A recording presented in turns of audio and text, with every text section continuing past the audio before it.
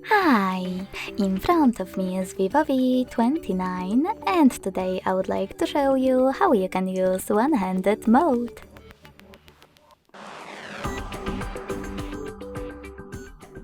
You need to begin by going into Tab menu and looking for Mini Screen Mode shortcut.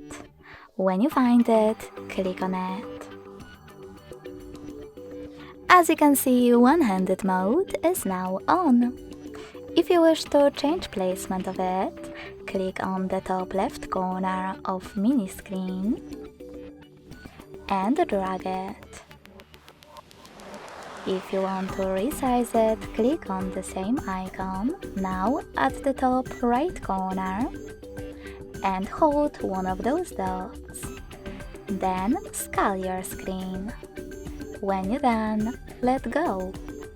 If you wish to go back from this mode, just click on this X at the top left or right corner.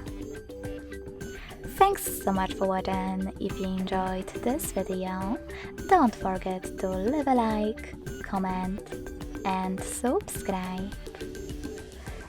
Bye!